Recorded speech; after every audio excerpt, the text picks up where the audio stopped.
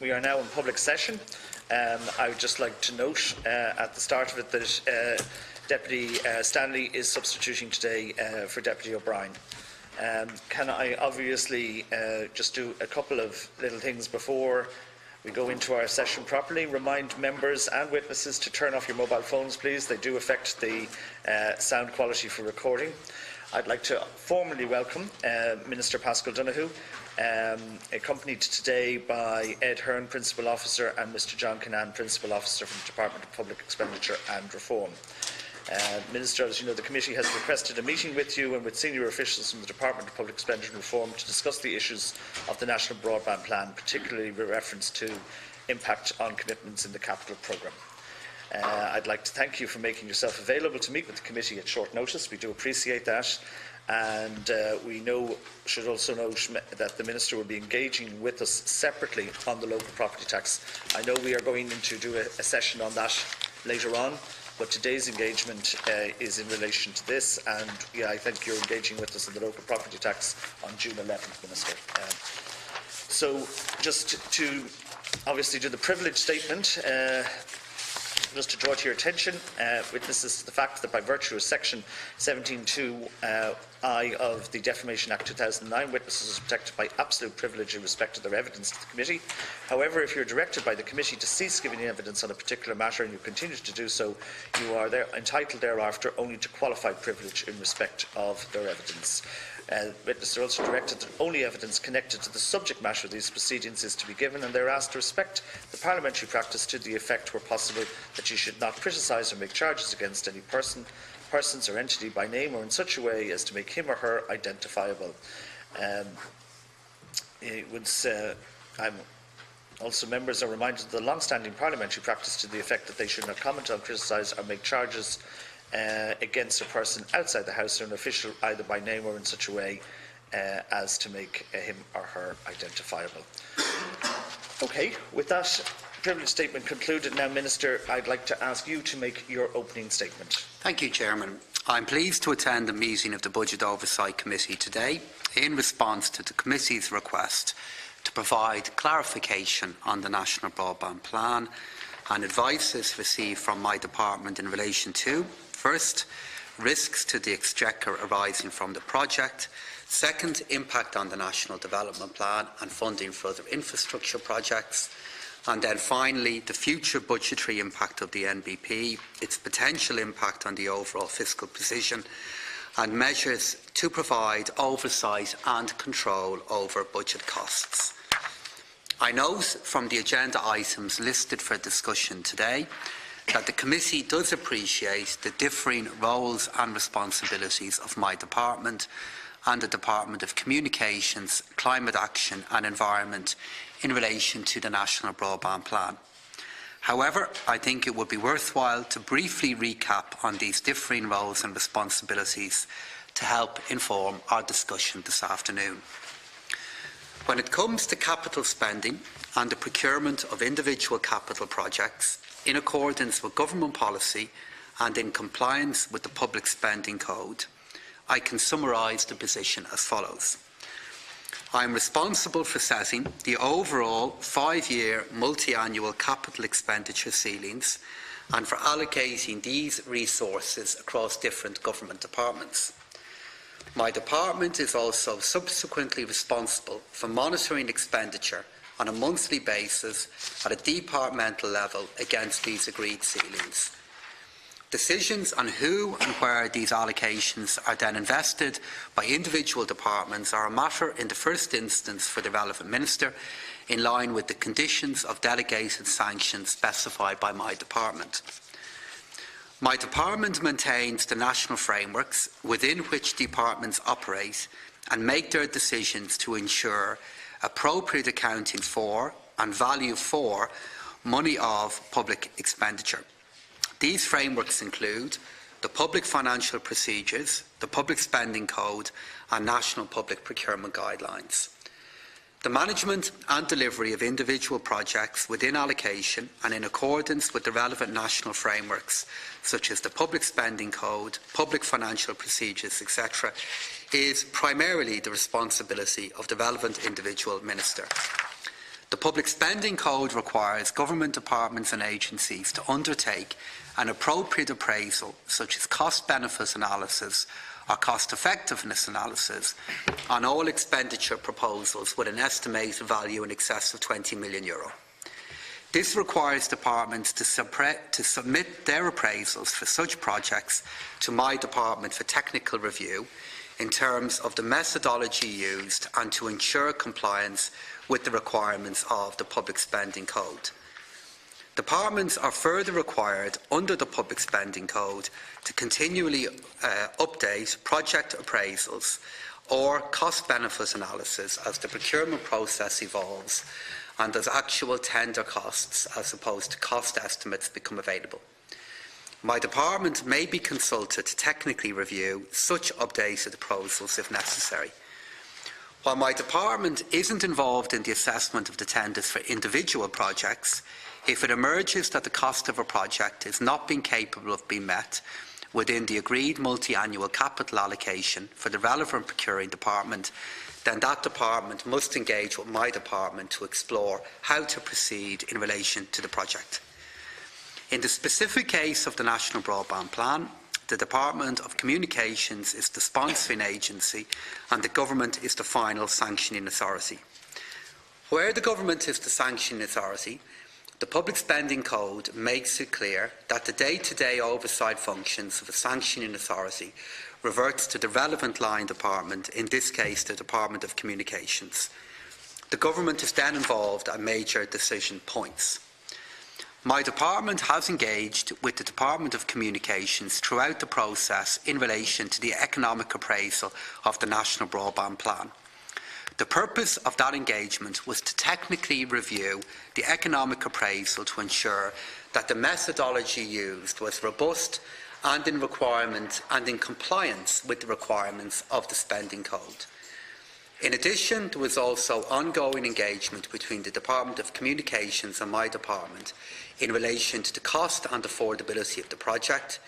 In particular, once it emerged that the cost of the project was not capable of being funded within the allocation that had been made for the project in the NDP. I'll now turn to the three specific issues that the committee has tabled for discussion today. In terms of the impact on the NDP and other infrastructure projects, I've already indicated that I intend to provide the additional capital required to fund the additional cost of proceeding with the project. This means that the decision to approve the appointment of the preferred bidder will have no repercussions for other planned projects within the National Development Plan. No other projects will be delayed or rescheduled, and no other changes will be made to the capital allocations for other projects, such as set out in the NDP, as a consequence of the Government's decision to proceed with the Broadband Plan. In terms of the future budgetary impact, the current indications are that the additional requirements will be approximately €200 million in 2021 and 2022, rising to €300 million in 2023, which will result in a disimprovement in the general government balance of approximately 0.1% of both GDP and GNI star on an annual basis, as compared with the projections published as part of the Stability Programme update. As the committee will be aware, projections for general government revenue and expenditure beyond 2023 have not yet been compiled by the Department of Finance. Finally, in relation to the risk associated with the project, I accept that there is risk associated with the decision the Government has made. Rolling out a form of technology like this to 1 million of our citizens who live across the length and breadth of our country is an inherently complex activity, and therefore one which must involve risk. If it wasn't complex, and if there was no risk involved, the private sector would already have delivered this. So I accept that there is complexity and risk involved in the decision that has been taken. However, I do believe that on balance, this is the right course of action for us to take. Thank you, Chairman. Thank you very much, Minister. Now, I have a number of deputies who have indicated, and I'm going to call them in the order which I have seen them indicate, and the first deputy to indicate was Deputy Cowen. Thank you, Chairman, and thank the Minister for coming before the committee to try and help and assist us in properly scrutinising and analysing and questioning and querying this decision of government. We preface our remarks, as always, by saying we all accept and nobody disputes that this infrastructure is badly needed, most definitely needed throughout the country throughout its entirety. It's many years overdue. Many commitments and deadlines and promises have been made but missed thereafter. But the cost is far in excess of what was originally indicated. Even when you lost two bidders, there was an understanding on their part, I'm sure, that the subvention was far less than it has turned out to be, and that in itself is not of great value to the taxpayer in hindsight. You now, as Minister for Finance and Public Expenditure, as Senior Member of Government who approved this plan. And to read quickly through this, you seem to be indicating that it's a matter for the Department of Communications. Well, fobbing it off to them in the absence of further questioning won't cut it, I'm afraid. And it's perfectly fine for you, or any minister indeed, to challenge, to disagree or question the advices that arise on your desk. But in this instance, the Secretary-General, despite continued communications to the relevant department, in his final memo to the Cabinet, outlined its serious concerns that he had. And I'm sure you were well aware of those. You're well aware that it related to value for money, it related to the cost-benefit analysis, it related to the impact on the National Development Plan and projects foregone because of it, the unprecedented risk and its lack of compatibility with Project 2040. So to counteract that, and for you to say, on balance, you disagreed, where did you go to? Who did you consult? What advices counteracted that advice primarily for you to arrive at the conclusion that you did?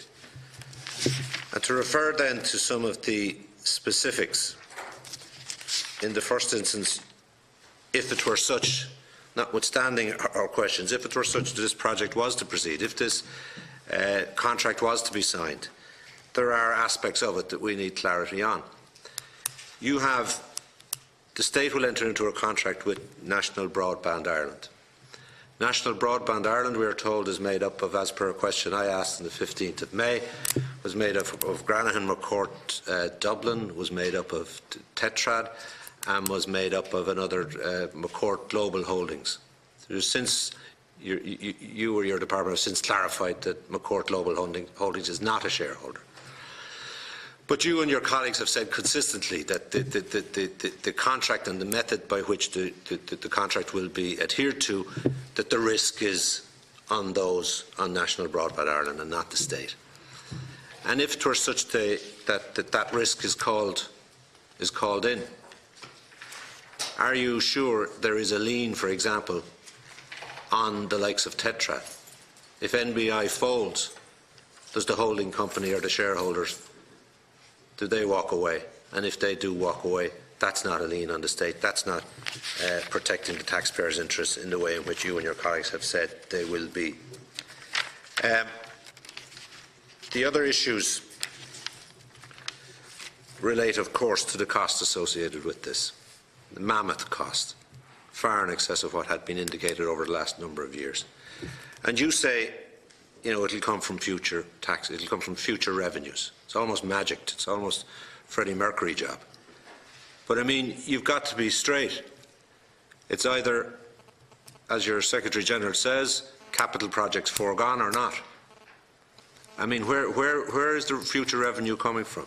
Is it coming from corporation taxes? Is it coming from new taxes? And if it's not coming from there, is it coming from current spend? And what implications will it have on the current spend? About 1 minute in your first round. Yeah.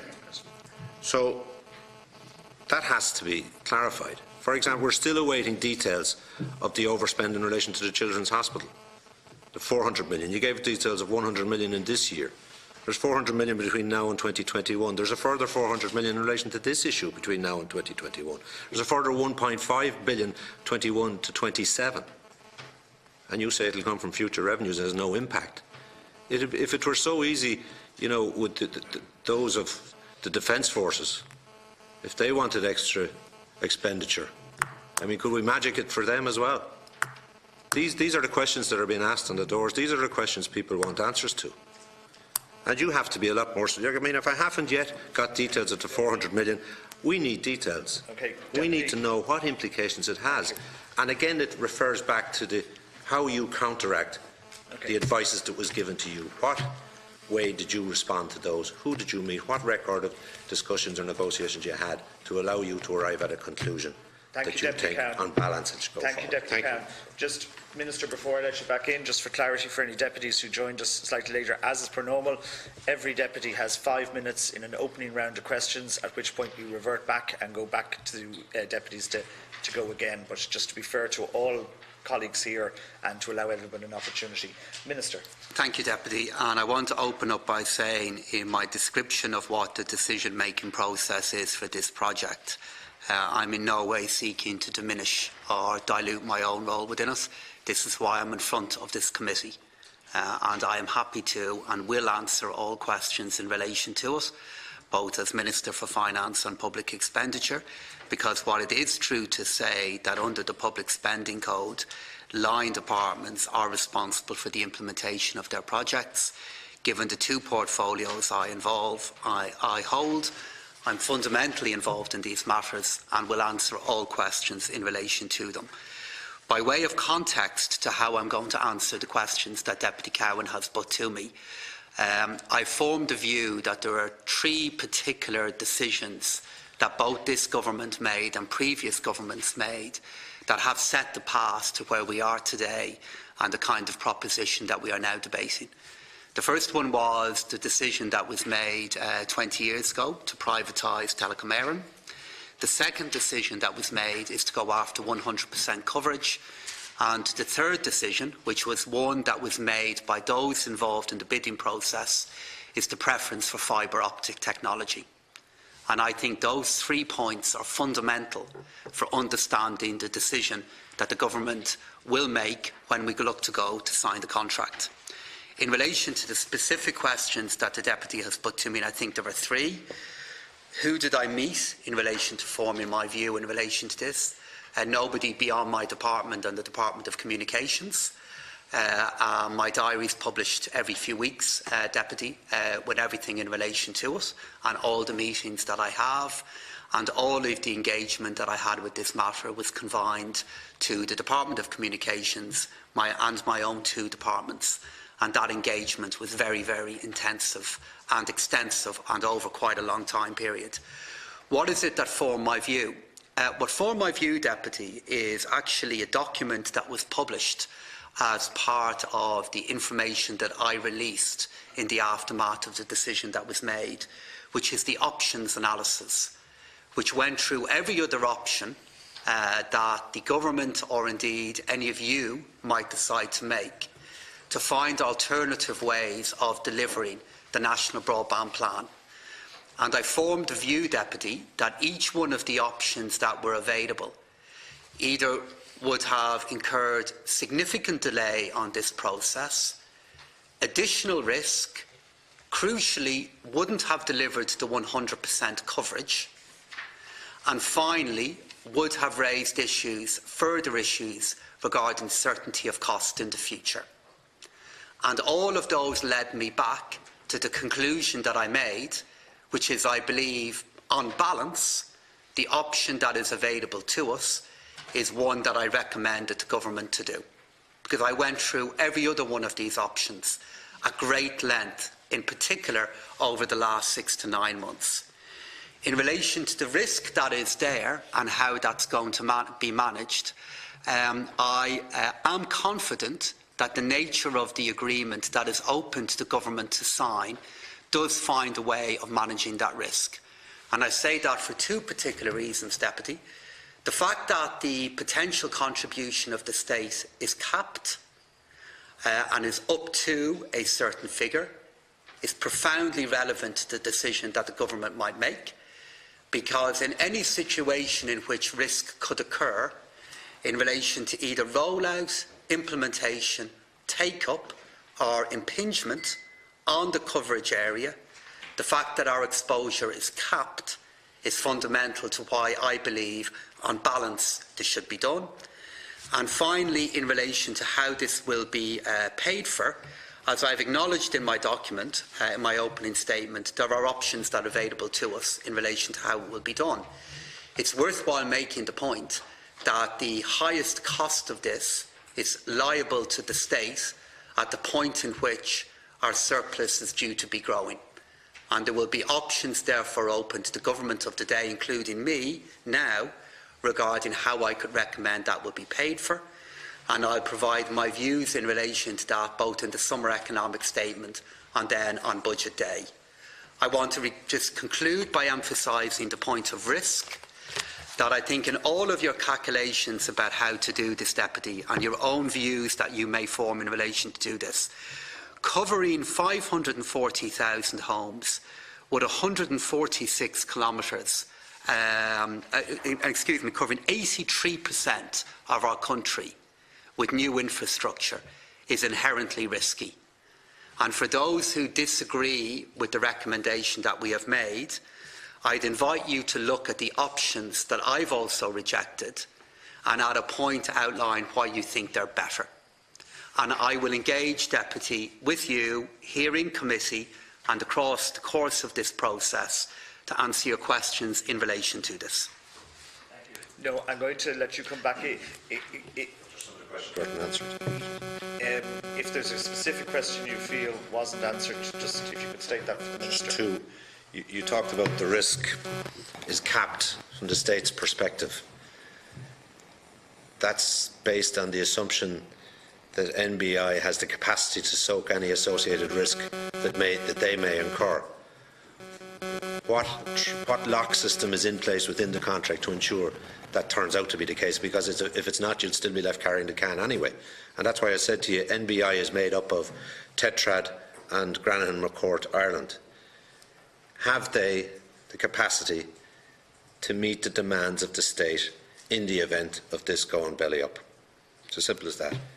Joe Public wants to know, have they the capacity to meet the penalties? Have they the capacity to meet the extra costs that they may incur? And if they haven't, the state will be left carrying the can. So you say you've capped the states. That must be because the contract will be so tight. And I can give a brief answer to that. The answer to that lies in two phases. The answer to that lies in the work that has already taken place in the Department of Communications to assess the financial and operational capacity of this consortium to deliver this project, and their assessment is they can, and they've benchmarked this project and this proposal against international standards. As you'll know, when it went to one final bidder in this process, which is incidentally what has also happened in the UK on a process like this, the Department re-engaged again to benchmark that final proposal against the criteria that I've mentioned. In relation to the second part of how we assess this, the Department of Communications will make a final assessment in relation to the operational and financial capacity of the consortium to deliver the project before the contract is signed. And then get the holding company on the hook. And then when the contract is in place, there's a clawback facility from the state. The state has the ability to claw back 60% of excess return above a certain level and 100% before that. And the state also has the step-in rights in relation to the contract. Deputy Lahart. Thanks, Chair. Thanks, Minister, and your officials for your public service, and you always attend, in fairness, when we ask. So the questions I want to ask really are from a budgetary oversight viewpoint. When you were talking there about, how the cost of this is going to be covered in the future, what was the words that were coming into my head were revenue buoyancy. And you seem to be predicating your ability to meet the gap or potential gap in costs with what you foresee as revenue buoyancy, which runs counter really to everything that we've been told here in the Budgetary Oversight Committee, either formally or informally, and most lately by the IMF in an informal discussion, that it's not something we can rely on. Just if you have a comment on that. Thank you, Deputy. I point you to the comment that I've made, though, about saying that the total cost of this project at its peak will be around 0.1% of our general government balance. So the work that we will do in advance of this decision being made is to make the call of, number one, is this something that would affect the budgetary stance of the government of the day, which is quite a few years away, but it's still a decision I take seriously. But out of all of that, the revenue forecasts that I will publish on Budget Day and beyond will not be and cannot be impacted by any expenditure decision that we make. They're independently prepared for me by the Department of Finance. You talk about the risk, that there is a risk involved. Okay, but yes, there is. I suppose I would see from a budgetary oversight point of view that there's at least two risks involved, and it's just the disparity between the view of your Secretary General and yourself. You say that there will be no projects will be delayed or rescheduled, no other changes will be made to capital allocations for other projects as set out in the NDP, or that the decision to approve the appointment of the preferred bidder will have no repercussions for other planned projects with the, within the NDP, within the National Development Plan. But your department's own advice to you runs completely counter to that. They talk about being unable to recommend the project that it proceed for reasons of cost, the impact it would have on the National Development Plan, the affordability of what has been proposed, the fact that there was lack of competition, the reputational damage it would do to the country, the risks for the state, including emerging technologies, and I suppose most importantly for you as Minister for Finance, your Secretary General points out that there is a risk to the perception of your economic competence, you know, the economic competence of the country and of the government.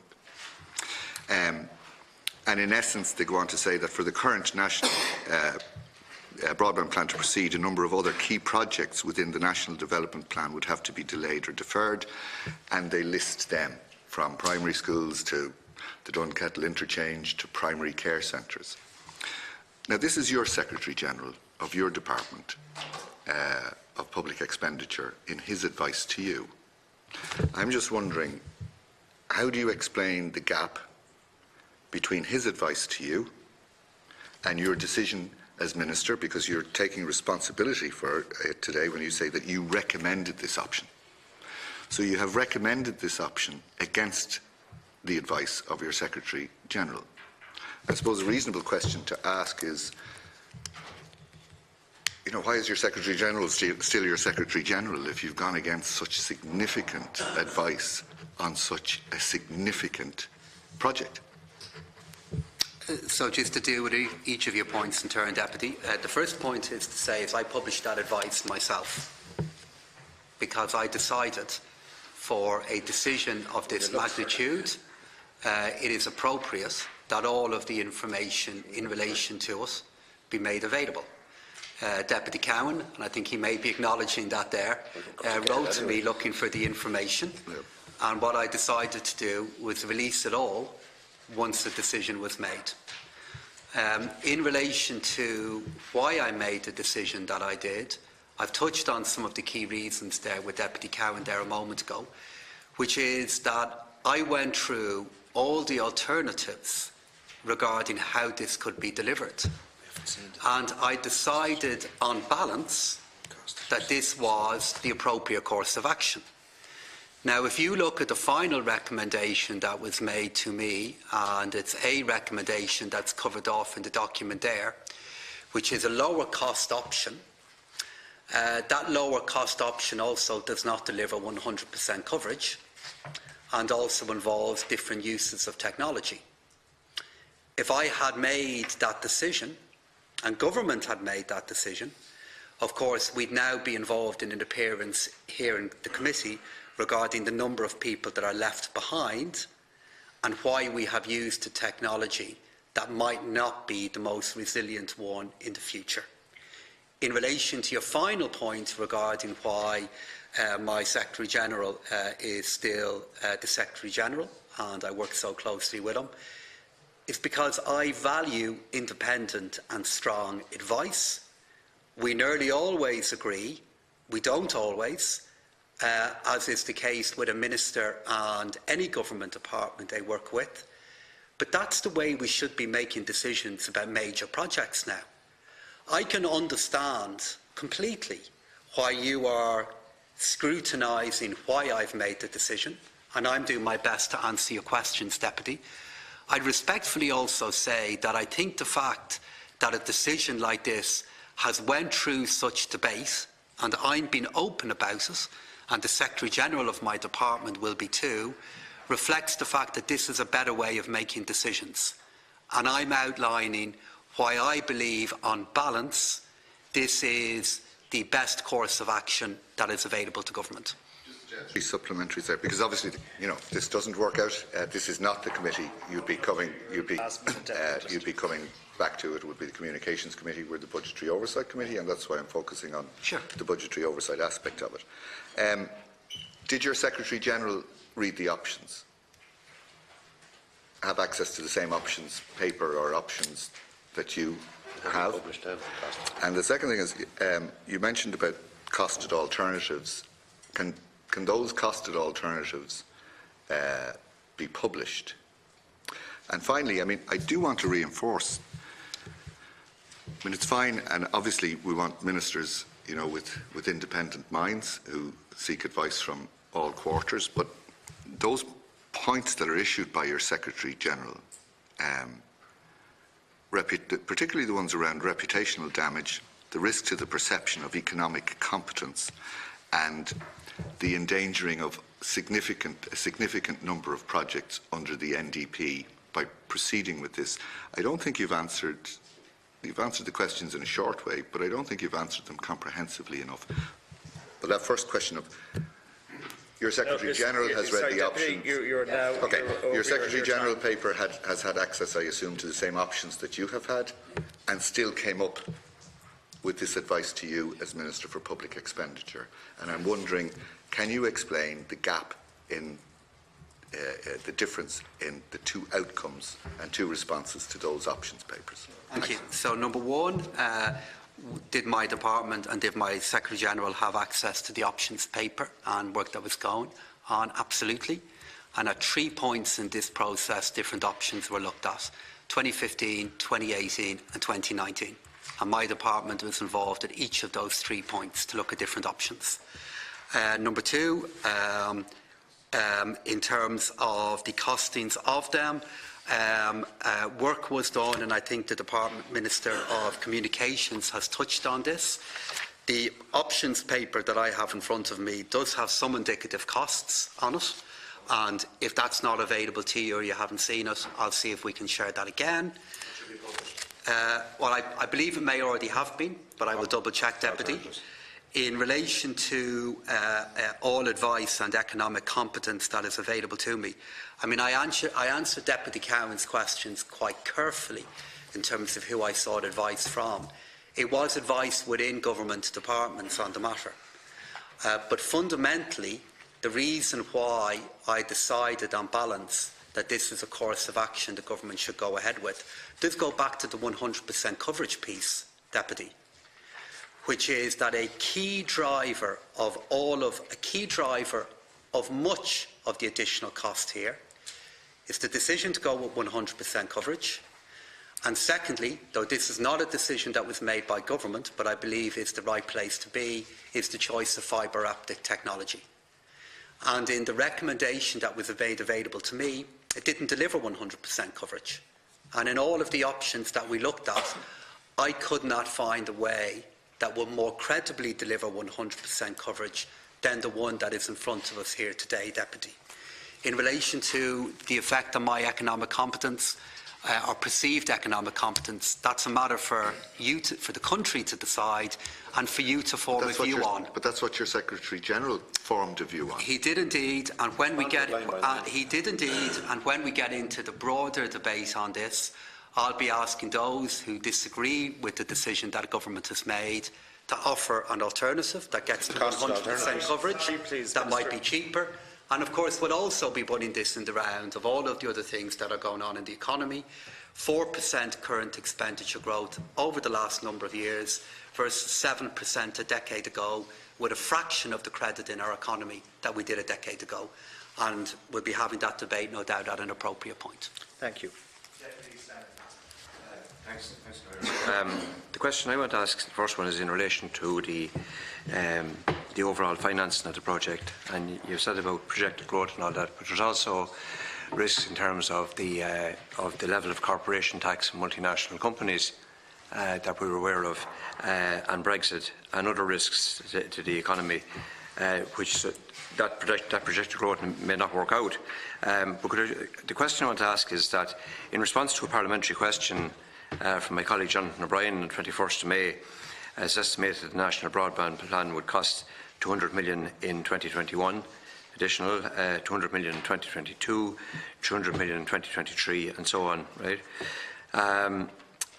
With the deeper estimate, your department estimate, estimating that an additional cost of 1.6 billion until the end of the term of the National Development Plan in 2027.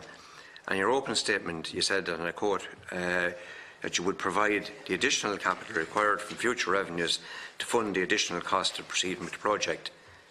Now, I said that the context that it's in. So I'm assuming here that you're saying here is that the taxpayer will provide the additional capital. And I'm just asking you to confirm that additional capital will be transferred from the public purse to the NBI, to the private bidder, Grannon and McCord, or whatever new name will come onto the entity, because it could change again. There's been several changes in the 2 years or so that I've been following this project. And it's something that I just think you need to clear up this, and I haven't heard a convincing answer on it. In my mind, you can only spend money once. I've never got €100 in my pocket or £100 that I was able to spend twice. And I don't know of any business in the country that can spend money twice, or any county council or government department that can spend money twice, because you can only spend it once. And we've seen a list, there's an indicative list of projects there that will be cut to fund this.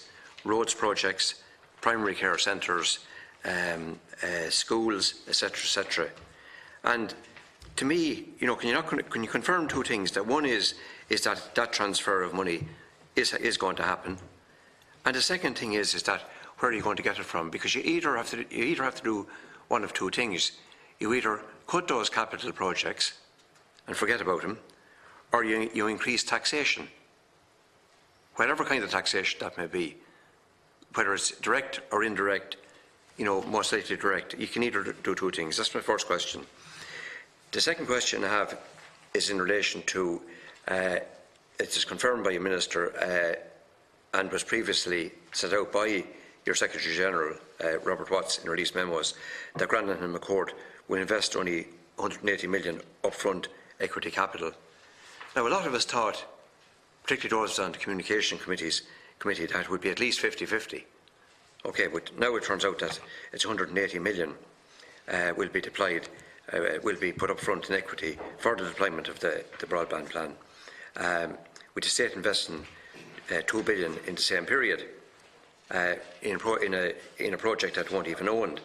Now, in the memo from Robert Watts, he stated, and I quote, that by 2028 the private operator will have all their monies paid back, while the taxpayer, the Exchequer, will have paid out almost 2.5 billion. And the contract is, with the contract due to be signed by the end of this year, and deployment begin within 12 months of that, the back end of next year, the full deployment will be finished in 7 years, by 2027. Okay. And the question I want to ask is that in relation to that, in terms of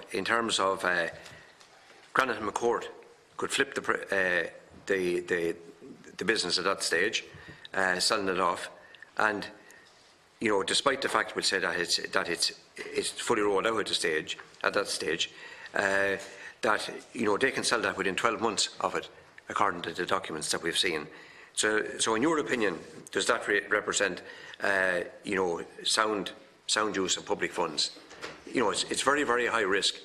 And the last very just short question I have is in relation to the gap model. The main reason for you going with the gap model, and if I heard this once, I heard it 1,000 times from yourself and other ministers, was that you were going to have a competitiveness. That competitiveness is gone. If you're the auctioneer and you're selling something and you have the hammer in your hand and there's only one bidder, you don't have the edge. I just wanted to maybe that you would deal with that issue and the fact that the taxpayer is front-loading it. Thank you. Just to deal with each of them in turn. Firstly, the gap model and the front-loading from the taxpayer. I guess key in all of this is the fact that what we are looking to do is expand a broadband network, the current broadband network of which we do not own. So what's fundamental in why the gap model was, and I believe still is, the appropriate one to take, is we are looking to extend an asset, but the asset that exists at the moment, the state doesn't own. And if we were looking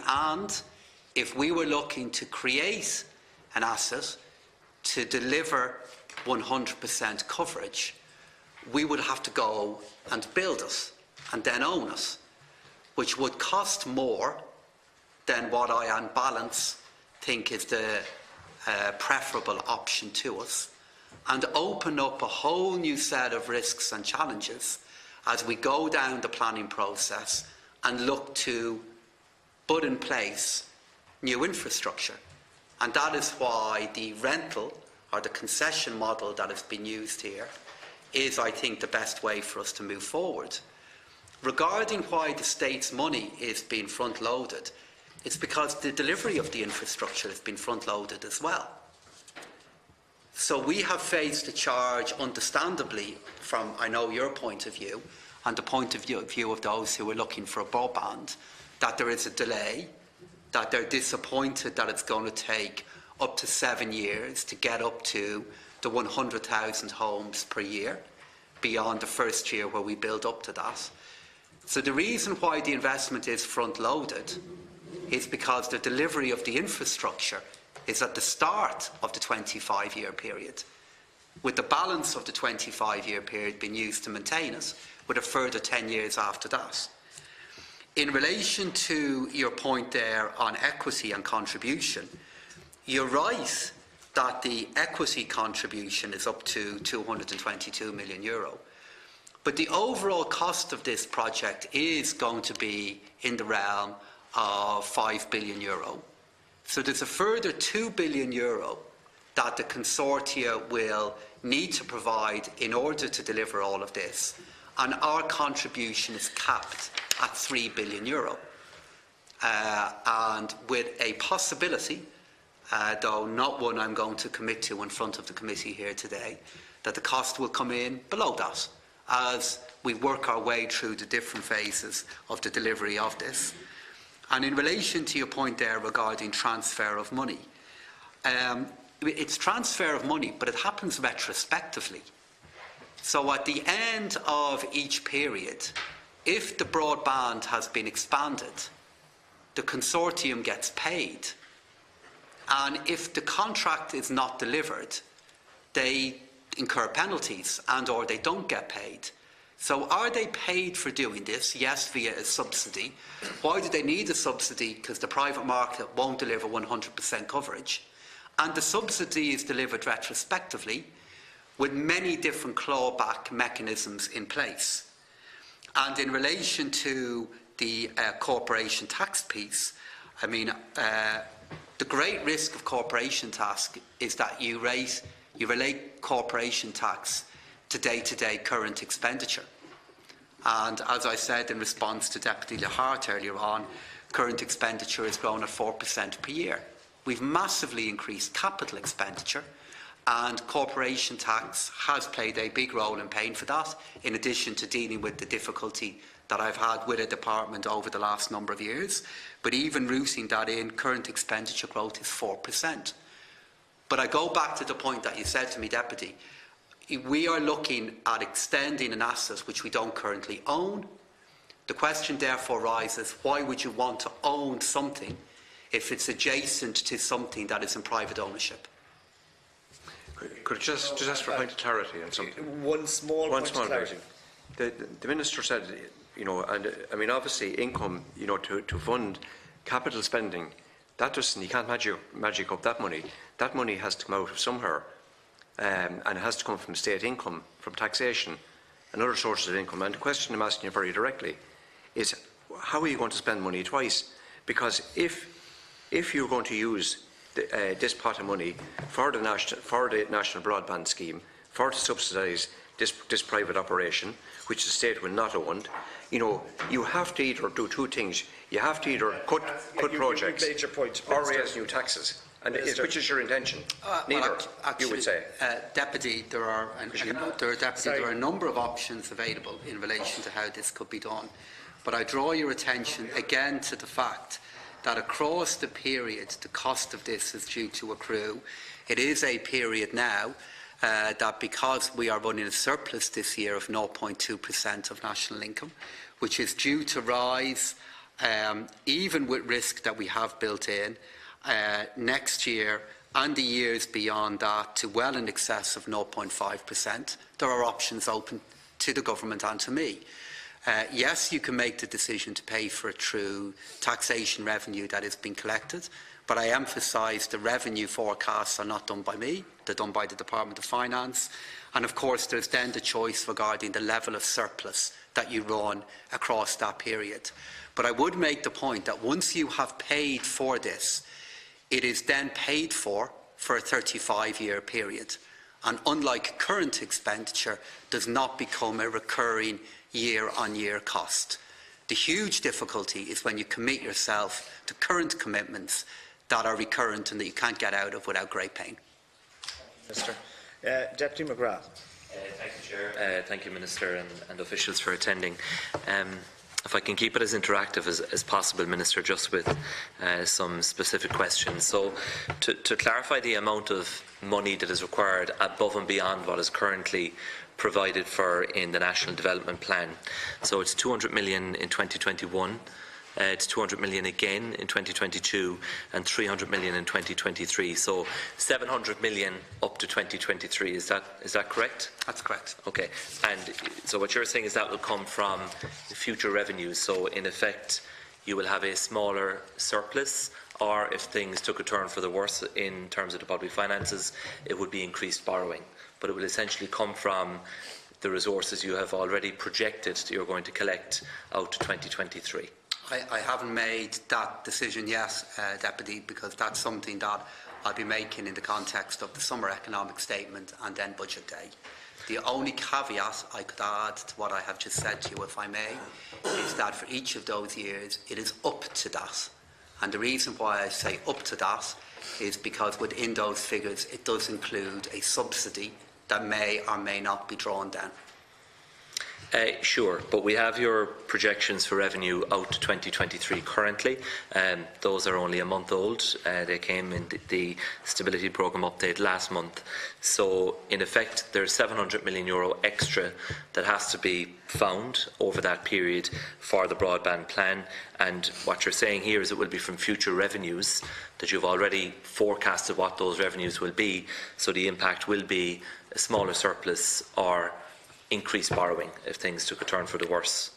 That's simple maths. That is definitely a likely outcome of it, yeah. But I have to yet make those decisions. Okay. And the decision point for me will be in the summer economic statement, where I'll be outlining the capital ceilings for the next few years and also the recommended budgetary stance for those years. And then on top of that 700 million out to 2023, there is a further 900 million over the lifetime of the National Development Plan. So will that also come from future revenues? Well, that decision will have to be made in the same way. The decision will have to be made, do you want to run a higher surplus, a lower surplus or a higher deficit across that period? Okay, but in essence, it's 1.6 billion that you have to identify out to 2027 as to where that money will come from. What you've said so far is it will come from future revenues, not expenditure cuts, not tax increases, not displacement of other projects, not increased borrowing. So it will affect your net position, your deficit or surplus position. There's no other source. That is correct. So the 1.6 billion euro figure is correct, and yes, it will affect the net position of the government. Okay. Yes. And then on top of that, so the National Children's Hospital, as I understand it, is about 400 million euro that has to be found there above and beyond, again, what is currently provided for in the National Development Plan. So that brings the 1.6 to 2 billion in combined terms. Is that correct? Across the lifetime of the National Development Plan, yes. Okay. And so you've mentioned a number of times that the state's commitment here and risk is capped. Is there any scenario where the state's exposure here could exceed 3 billion? In relation to the National Broadband Plan, I don't believe so, and I believe that when the contract is signed, it will give us legal protection on that. Okay, so no construction inflation clause or no scenario or provision whereby the cost could actually exceed 3 billion. It's absolutely watertight. Well, it will be if and when a contract is signed, but that is why the figure, it's one of the reasons why the figure is high, because a key part of the figure has been high is all of the contingent subsidies that are built into the contract to deal with the different risks that you're identifying. Okay, but it will be watertight. That's the government's intention, that you won't be signing a contract if there is any wriggle room whereby the bill could exceed 3 billion. Is that? When we get to the final point of this decision being made in terms of signing the contract, it will have to deliver the certainty that I've described to the committee. Okay. You said the overall development cost is about 5 billion. The state will have to put in up to 3 billion. The consortium's initial contribution is 220 million between working capital and equity. Is it envisaged that the balance will principally come from service charges? Well, it will be from revenue streams. Well, that particular matter is one that I think Deputy Breathnach might be better equipped to answer in terms of the detail of it. But my understanding is that the majority of it will come from revenue streams and the contribution that the consortium will make. But I know that Minister Breathnach has answered questions on that in front of the Communications Committee. Yeah, well, my understanding is it will be from revenue streams rather than from the consortium. Well, I just did say revenue streams because as you know, a charge will be paid for accessing all of this, and then it will be up to the consortium to meet the figures that are required to deliver this project. Is there a draft contract yet? I believe there is, and I believe Minister Breathnach has said that he will make as much of that available publicly as he can. And what will the role of DPER be in the negotiation of this contract? To ensure that the different criteria that I've outlined to the committee are met. So DPER will be heavily involved, will have oversight.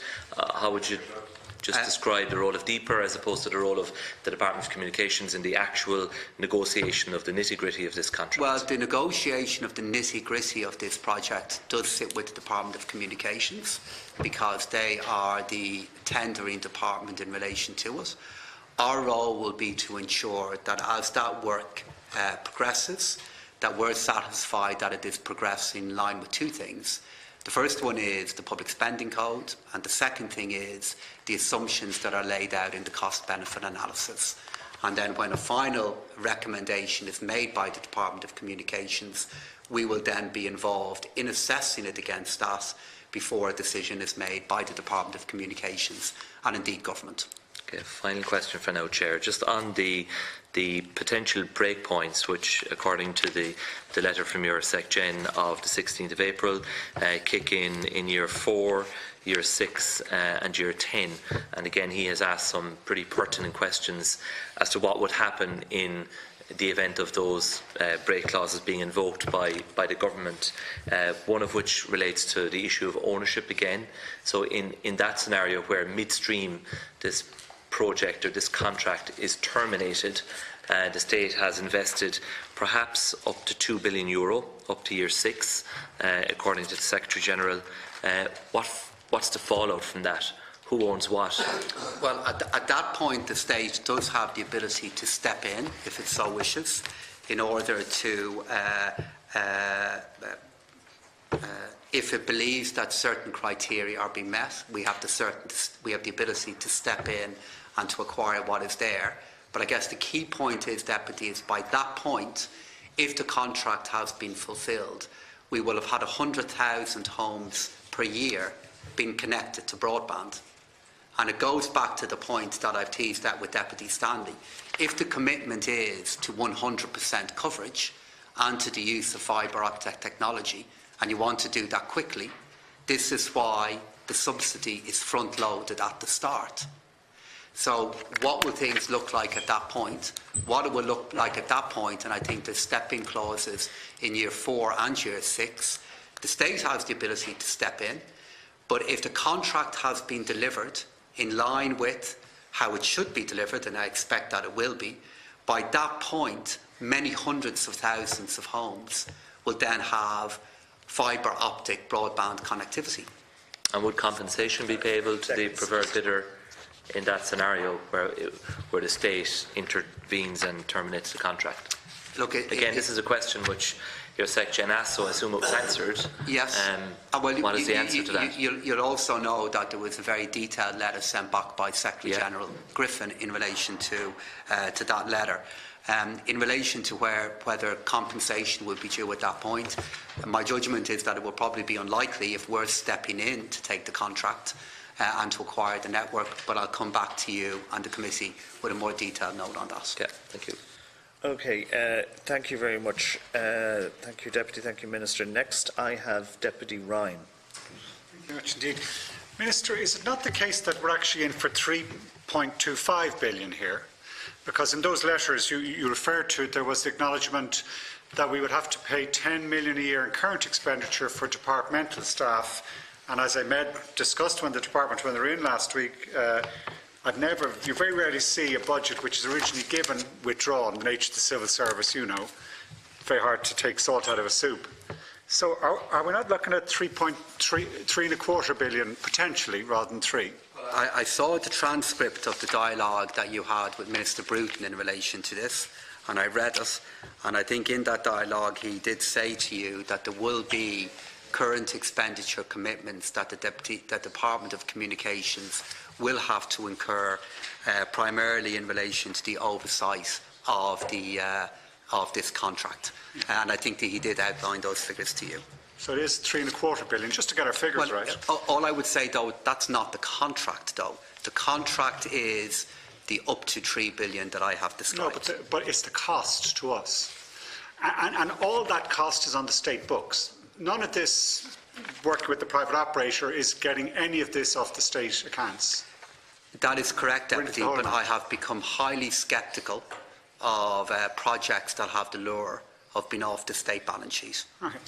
For other reasons. I worked as former minister in the department, and we delivered a lot of projects. You'll have read the transcripts of where my experience of the department is very good in this area, has real capability. In fact, having worked 7 years on this contract now, they probably know more than anyone else about how you roll out a broadband scheme. We're putting in 3.25 billion. And nothing against Mr McCourt or his company, but they're putting in a bank note that they'll be able to get an overdraft for 45 million. They're not putting in any cash.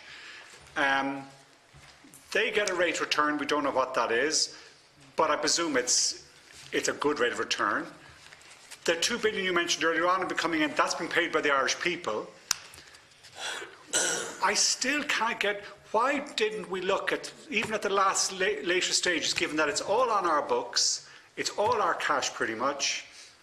We've got the real expertise in the department officials who really know. They could as easily, in my mind, work with the other contractors to say, I want you to put that wire from there to there. In the same way we did with the MANS projects, that we have done this at scale with significant projects.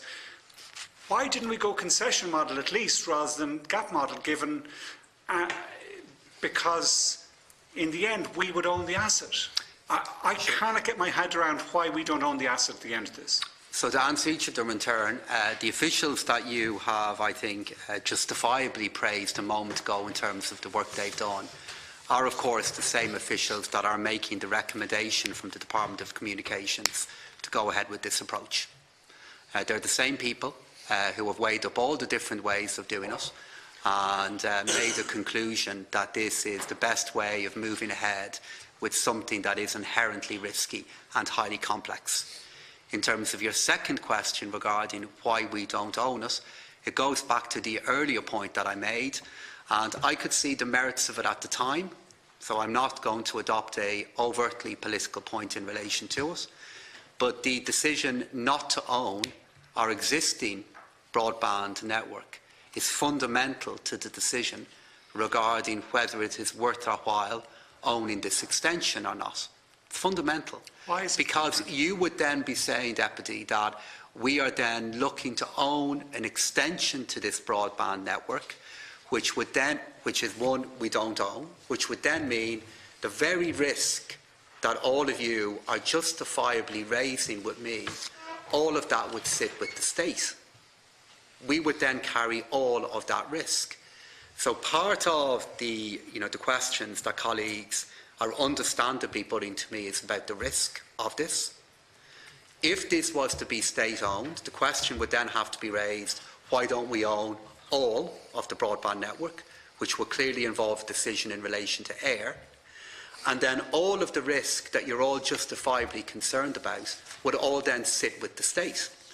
So the questions and risks in relation to what might happen with impingement of the broadband area, in relation to what might happen with rollout, in relation to what might happen with take-up, all of those would then sit with the state. And that is why, having evaluated the other options and some of the cost in relation to the other options, and I've used this phrase before, I'll use it again, on balance, think this is the best course for us to take. But even if you accept those some of the risks and rollout, the risk we can sign into the contract, but there's still a fundamental truth that the developer who doesn't have a huge team, doesn't have huge resources if in the event of difficulties, compared to some of the other bidders who were in at earlier stages, the likes of Vodafone or Scottish and Southern, massive utility type companies who could really, if things get difficult, they could cover some of the risks there, but because they'd have the capital reserves and the technological and other reserves. So we're still providing $3.25 billion, and this relatively small team, which is mainly organising contractors, is providing, even with the capital they are providing, and let's say throw in the working capital, 200 million. The end asset, they will own it. I mean, Eircom will get a very nice subsidy over 25 years, but they get to own the asset. So the upside is all with them. Why don't we? Because I believe fibre will be valuable in 25 years' time, and I don't see why they should own it. So therefore a concession model would work perfectly well. Well, firstly, I appreciate your acknowledgement, because I believe you are right about fibre being the appropriate technological choice for this. And it is one that different participants in the bidding process decided what was the right one. In relation to the upside of this sitting with them in the future, that upside will sit with them if this still has economic value in the future. But so does all of the downside. So if you look at all of the issues that are being raised here with me, as I said a moment ago, in relation to all of the risks, the alternative that has been proposed here, or could be proposed here, that all of that exists on the state balance sheet. All of these risks do. Were we to go down the route of owning this, all of the costs of renewing it, maintaining it, dealing with all of the different things that could happen, from expanding a broadband network across 83% of our country. And then we get into a fundamental question as well regarding, if we're going to own this asset, given that we don't own the current broadband network, why should we look to own what some would describe as being potentially a stranded asset? And I say to you again, Deputy, just to finish off my point, if I may, At the end of this process, the ability is and the option is there for the state to acquire it. And at each point in this, if the return goes above a certain level, the state has the ability to access 60% of that return. If the return goes above a level above that, the figure becomes 100%. And if this becomes riskier than we think it is at the moment, that risk sits with the consortia once the contingent subsidies are used. Still, the basic truth is we know we're going to put $3.25 billion potentially on our balance sheet, cost to us, and they're putting forward, their risk is 175 million. There's just no comparison in the risk, in the cost. Just one last point, if I can, just so I can get it in. And I know we had a discussion, I asked Minister Bruton, but just to ask you again, could you remind me, why is it, given that we're not in a competitive tendering process, given that we're providing 3.25 billion, they're providing 175 million, why is it that we do not have the right as an Oireachtas committee, or this committee or the other, to know what the rate of return is? Now, the developer may not want it because for their other business interests or whatever, but given that imbalance in the financial investment in the project, given the lack of competition, given the very unusual process we've ended up in, 7 years where we've all the resources ploughed into it, why is it that we don't have the right to know the rate of return? How can you possibly justify that? Okay, so just in relation to the different points you've made, firstly, the equity contribution that is there and the so-called imbalance that you've referred to, I would make the point that if you look at the equity contribution to other public-private partnerships that are there, that the equity contribution that is here is in line with the equity contributions that we see in PPPs. And the reason why the subsidies have been front-loaded is to try to ensure the infrastructure is provided quickly. In relation to your point there regarding the rate of return, and I saw that you did, I wasn't aware that you raised it with Minister Bruton, and I can discuss it with him. I would imagine why the issue regarding why the rate of return can't be shared with you now is because A, the contract has not yet been signed, and B, because it could be commercially sensitive. But I think it is a fair question. It's one I can't definitively answer for you now, and I will get an answer for you in relation to it. And so, Deputy, you asked me a third question. No, I didn't. Okay. Right. Well, thank you, Deputy. Thank you, Minister. Deputy Heydon. Thanks, Chairman, and thanks, Minister and officials, for coming in before us today.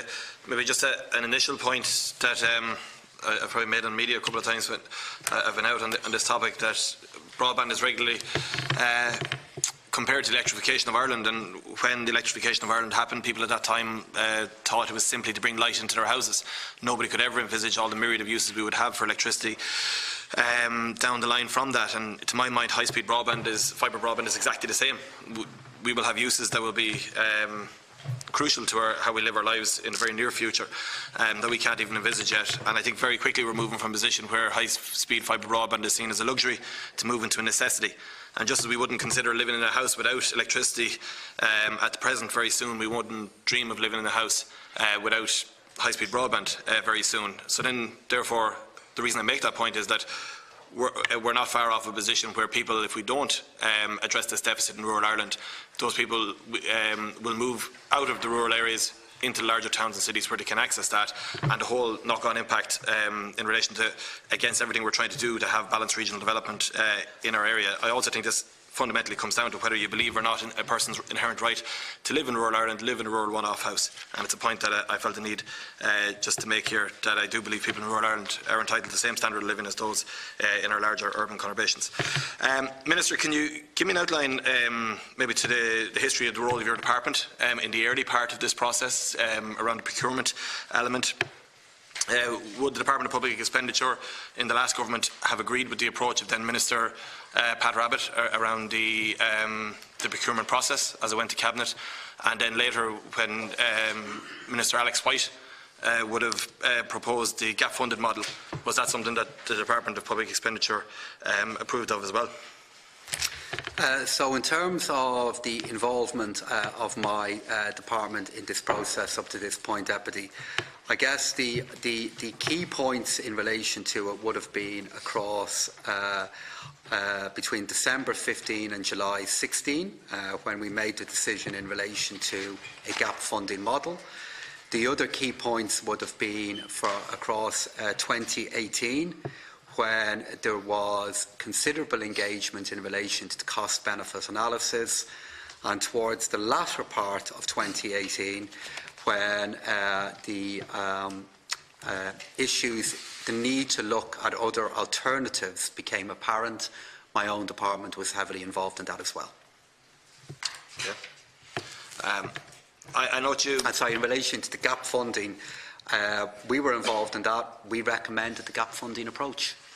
Okay. That would have been in the last government as well? No, that wasn't this government. That was a decision that was made by Minister Naughton and myself. Okay. Very good. You outlined impact decisions have made in 3 particular points: the privatisation of Telecom Éireann, the decision to go for 100% coverage, and the decision to go for high-speed fibre broadband to provide that. How did the sale of Telecom Éireann impact on where we are now in relation to decisions made around the National Broadband Plan? Well, as I said, when I made the point, look, when that decision was made in the 1990s, at that point I would have been one of those that could see, at that point in time, would have questioned whether it was right for the state to own a company like that. So I'm making this point in a non-partisan manner, because there's been lots of different debates regarding who owns what. Okay, I simply make the point, though, that the fact that we don't own the existing network is fundamental to understanding the difficulties that we have in extending it. And that in turn influences the question regarding the value of owning an extension. In relation to the effect that it would have on the cost of it, the biggest effect on the cost of this is the decision for 100% coverage. And if anyone, I believe, wants to find a way that is credible of doing this at a lower cost, it involves excluding significant numbers of people from the coverage area and explaining to those why they shouldn't receive this. I know if that's what government had done, or if I had recommended that that's what government should do, I would now be facing questions, understandably, in relation to the number of people that will not be benefiting from the rollout of high-speed broadband. I guess one of the things that I perhaps didn't emphasise earlier on when I was answering questions from Deputies Lahart and Cowen is I do fundamentally believe that in 20 years' time, the connectivity that we are debating here today will be used in ways to deliver public services that are not apparent to us now.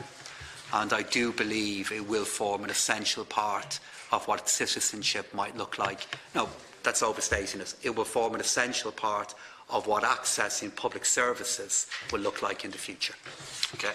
In relation to the decisions, the options paper that you talked about and all the different options that were looked at, was the option of potentially looking to repurchase Eir and all of that network, was that looked at, and what was the cost involved in that?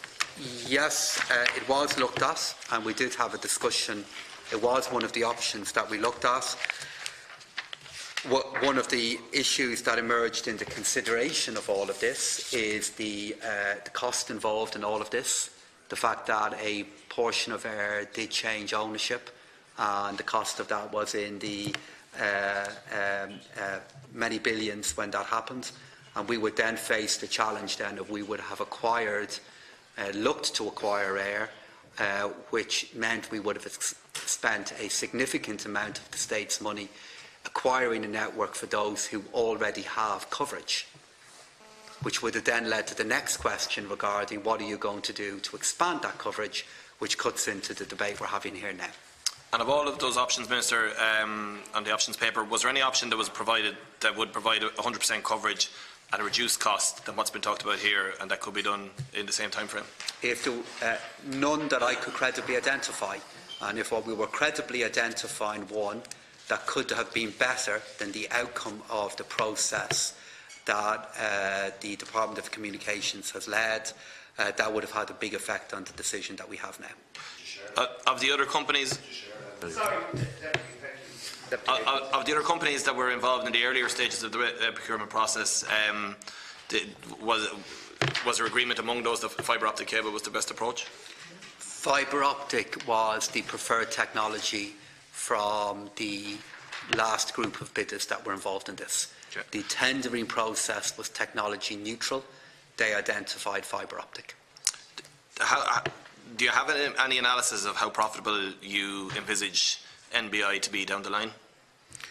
Well, this goes to a question that Deputy Ryan put to me there. Do I have an estimate as to what the level of profitability will be? That depends on a contract that is yet to be signed. I'll say two things about it. The first one is I don't believe this is an entity that will be profitable for a long period of time based on the figures that are there.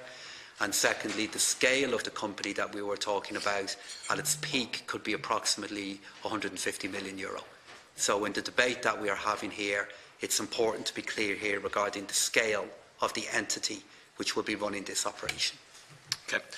Who bears the initial cost of the rollout of the fibre, the erection of it up to the point where properties are reached and connected?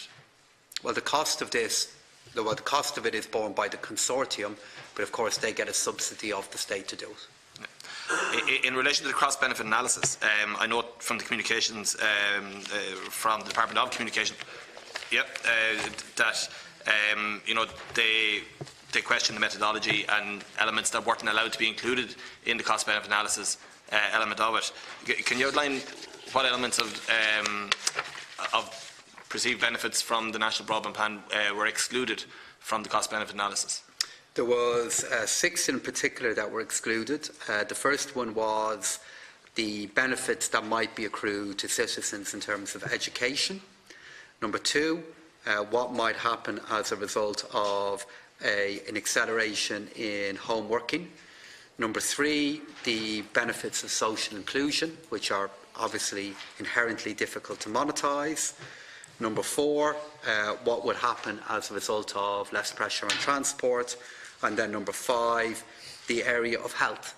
What will happen as more services are available digitally, particularly in the area of e-health, and the risk or issue that could develop if those benefits are accrued to a group of, are not available to a group of citizens. I guess the final point in all of this, which isn't included in this, is of course the Department of Public Expenditure is playing a role now in trying to increasingly digitise public services and ensure they're available more and more online. If we were ever to, that of course is then an option that would not be available to citizens if they don't have high-speed broadband. I'll come back in on another question, but just one last point on that cost-benefit analysis point. Even those 6 key benefits that, to my mind, would strike me as very significant benefits down the line, even though they were excluded from the analysis still showed a cost-to-benefit ratio of 1.3 to 1. Is that correct? Yes. Thanks. Okay, thank you. Deputy Burton. Yeah, I apologise. I had a topical issue, so I was here earlier and I came back. Thank you.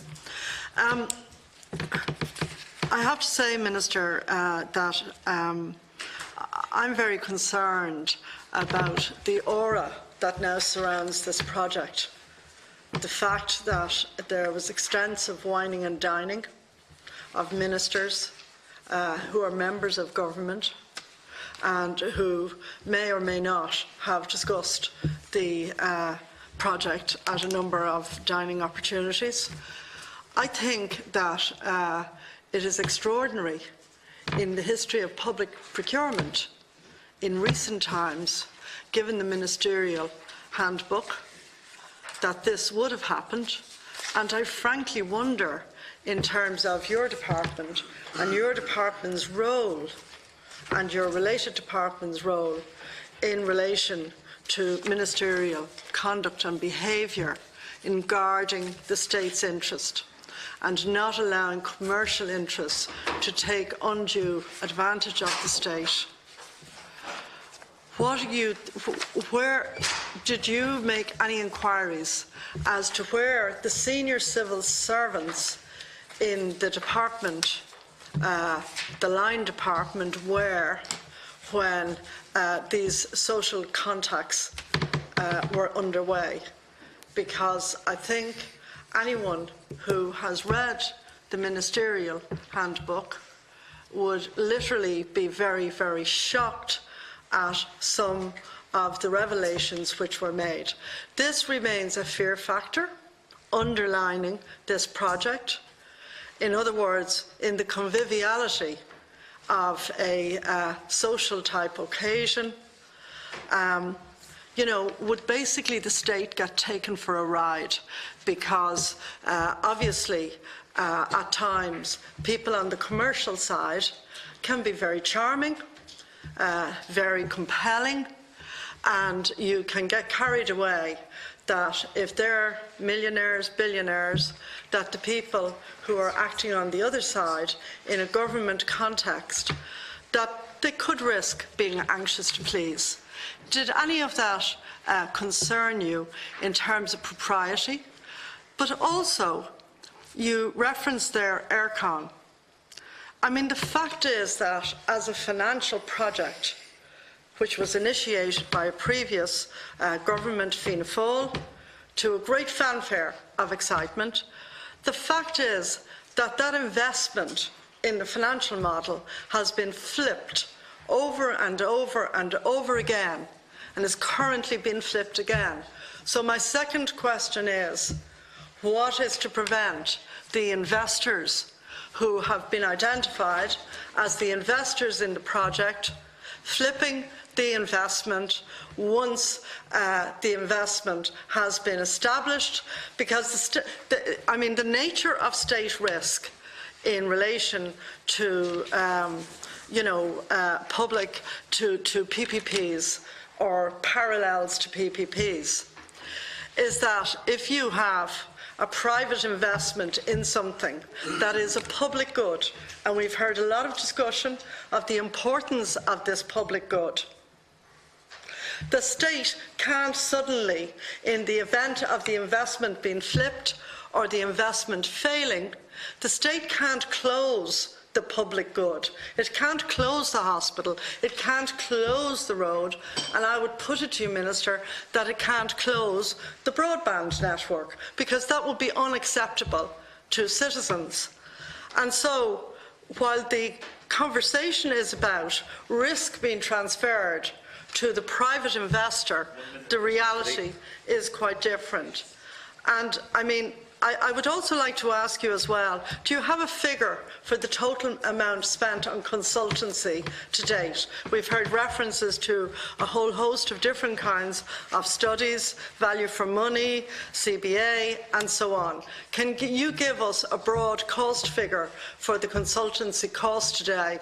And how have you satisfied yourself, ultimately as the lead decision maker and advisor to your colleagues in Cabinet, that the risks are acceptable, and how have you guarded against what happened with Aircom and what may very well happen with this, at which point the people of Ireland will be captives of a financial model that's very crude but very effective for the investors? Thank you, Deputy. So in relation to your first question, the ministerial handbook and the implementation of it is a matter for the Minister of the day and for the Taoiseach. And as you know, in the circumstances of what happened, Minister Naughton resigned and didn't hold office after a number of issues developed there around a year ago in relation to this process.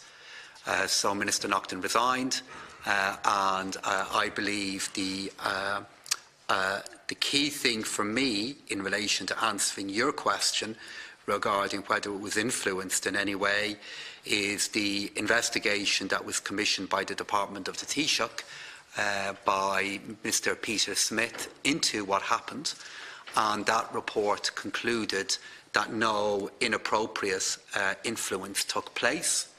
And I'd remind you that this is a process that by up to this point had been going on for approximately 6 years, and led by the Department of Communications, with huge safeguards around it. And I know the Secretary-General for that department was in front of his own committee when this issue developed, giving assurances in relation to the integrity of the process, which I accept and I accept the Smith report into the issues that you have referred to. And I believed that it was appropriate that Minister Naughton resigned at that point in order to allow this process to go forward. In relation to the understandable questions that you have put to me there regarding the protections that are available to the state in relation to change of ownership, throughout this entire ownership period, the Minister can terminate the agreement and, well, a couple of different levels in relation to it. The first one is the contract makes clear that there is an absolute prohibition in the change of ownership for the contract to what would be described as an unsuitable third party. So that power is available to the Minister. And then the Minister's consent is required at different points in this process in relation to the sale or shares of ownership in relation to the consortium. That is laid out in the contract. And in relation to citizens being held captive by this, I think with respect that is overstating it. If this works, which I believe it will, we are talking about citizens that will have access to broadband, which they don't at the moment, and providing this to citizens, providing a service to citizens that the private sector will not.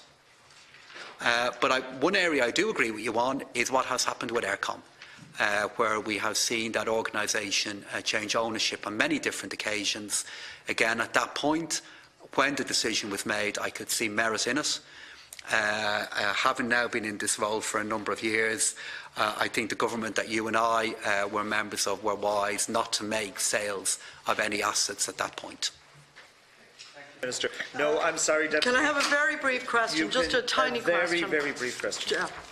Do you know if Mr. Smith, another report, do you know if Mr. Smith spoke to Frank McCourt, who was in New York City at that time as well? We know he spoke to one of the McCourts. Did he speak to Frank McCourt? And can you give us the figure as well on the consultancy cost to date? Okay. So I don't know that piece of information regarding who Mr. Smith did or didn't speak to, but I am sure that is information that Minister Bruton can ascertain and share with you, or Mr. Smith himself. In terms of the consultancy fees on this project to date, that isn't information I have to hand, but I will get it for the committee. Thank you. Just to update everybody on where we are at the moment, I have two deputies who haven't had a chance to come in so far, which I'm going to go to now, and then we will go back to a second round, which I already have some indications on, and we're working towards a timeline, I understand, of about 6 o'clock is what we had budgeted for this first session. We obviously have another session to go to after that. So, Deputy Boyd Barrett. Yeah, Minister, I just find your kind of rationale for going ahead with this process very difficult to follow.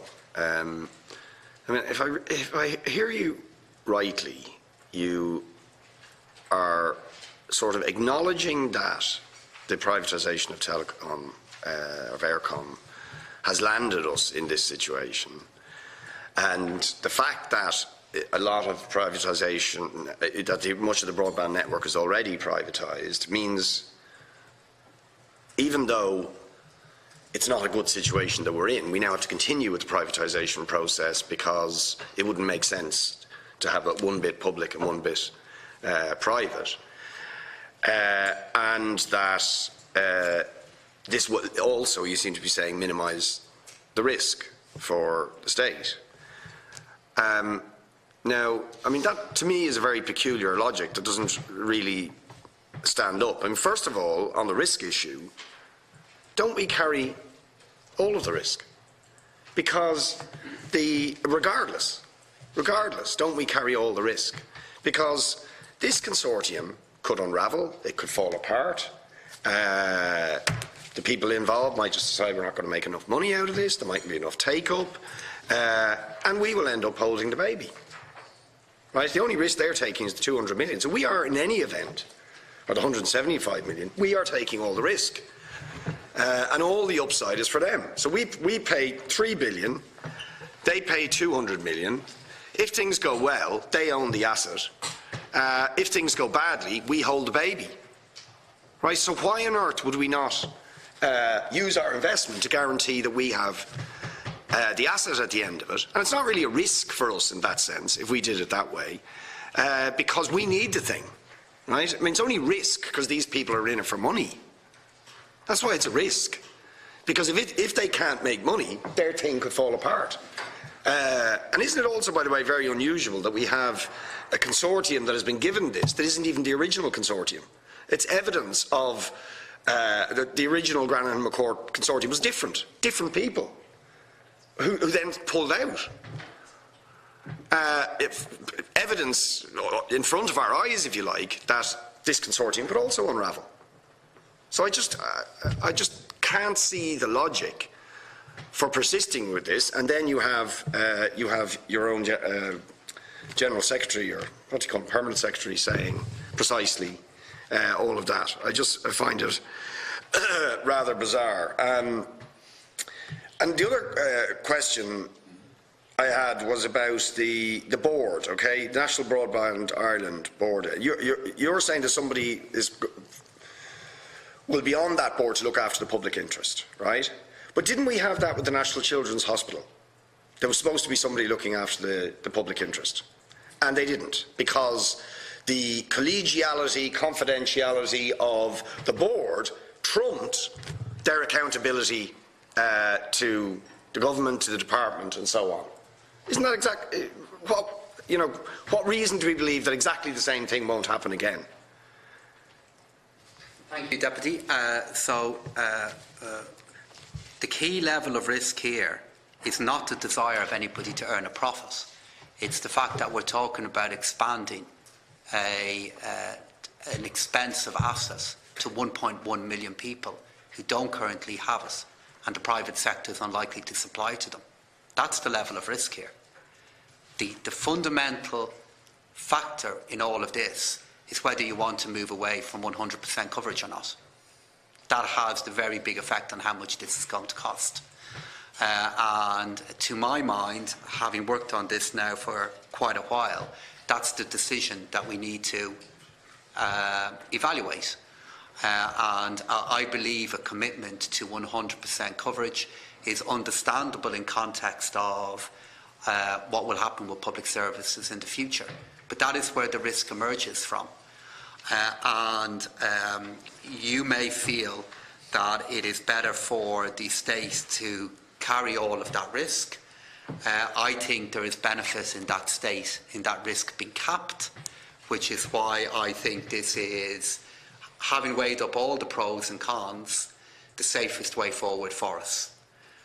In relation to your question regarding the difference between this and the National Children's Hospital, the fundamental difference between this and the National Children's Hospital is we are now making, or will be making, a decision on this with all of the cost, all of the complexity, and all of the options now available.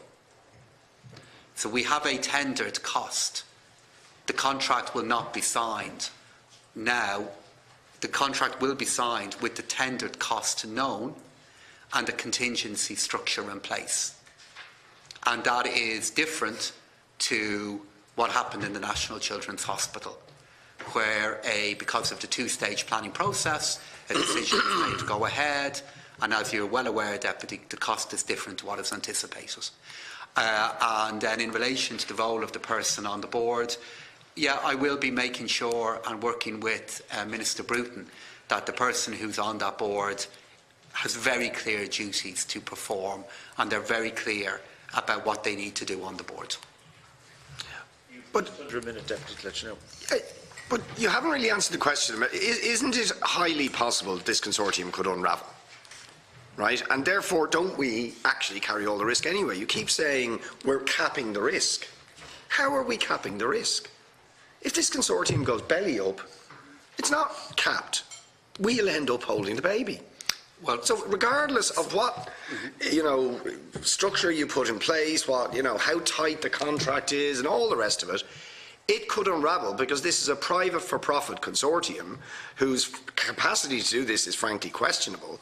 But there's nothing to stop them falling apart. And the contract will not be signed until the department is fully satisfied again at that point that the consortium has the operational and financial capability to implement this contract.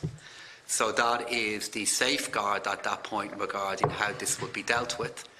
And in relation to my point that the risk is capped for us, the reason why I'm standing by that assertion, Deputy, is all of the different issues that have been raised in the debate in relation to this, in relation to what could happen with take-up, in relation to what might happen if the coverage area is impinged. All of those could have a significant effect on the economics of this project. And finally, what will be the value of fibre optic in the future? They are all significant issues and risks that somebody else will now have to manage. And in return for that, we will be paying them a subsidy to connect 100,000 homes per year and get that up front at the start of the contract. Just one line. About 20 seconds. Well, look, I mean, to be honest, Minister, that doesn't convince me, and I think it's an accident waiting to happen, to be honest, and that's what the Secretary-General seems to be saying. But can I just give you just one question, straight question, about one of potential risks, and have you look at it, and does it bother you, right? Your time now. SiteServe have a legal case pending against them, right? We don't know what the implications are of that for Activa. Let's say, have you looked at that as a possibility? If that, if something happened there, one of the main parts of the consortium. Yeah, no, sorry, Deputy. Okay, you get the question. You get the question. Come back in. I mean, there's a second round, so Minister, if you want to. All economic or financial risks will be assessed again by the department before the contract is signed. Okay, thank you, Minister. Deputy Broughan. Thanks, Pearse. Well, just to say at the outset, Minister, I believe in universal services. And I think we've all had experiences around our country with friends and relatives and so on holidays, different places, of running upstairs to get a signal for the phone or the iPad or whatever, or to try and get into some sort of broadband situation. So I think we're sympathetic to the objective of the 100% coverage, But I mean, I questioned, like some other colleagues, your colleague Deputy Breathnach, on this matter. Do you see like a fibre optic cable going to every household? I see a fibre optic cable going to the majority of households, but in the contract there is provision for other forms of technology being used to complete the final distance to a small number of homes. But my understanding is fibre optic will be required to enable that final piece of technology to a small minority of homes. And how many homes in urban areas, or would you have any idea what percentage of homes in urban areas have a fibre optic connection, a direct fibre optic into the home?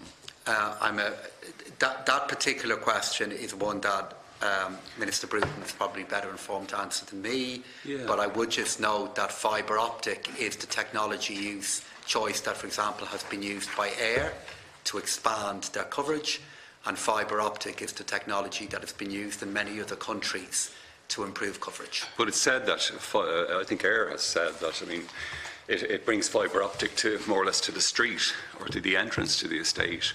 But I'm not sure. I think it's still then copper wire technology into the household. Is that the case?